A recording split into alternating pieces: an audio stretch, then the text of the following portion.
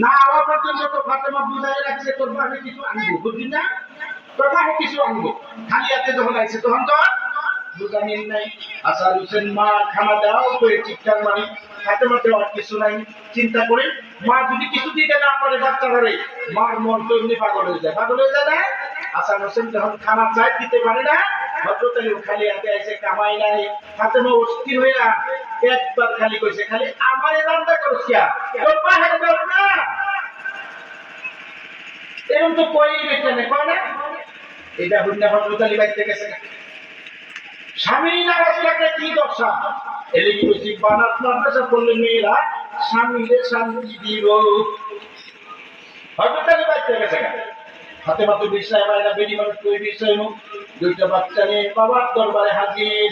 বাবার কাছে কইলে বাবা বিষয় আনবে। আল্লাহ নবীর দরবারে 24,000 বার জিবরিল ফেরেশতা আসছে, 24,000 বার মানুষের সুরতে।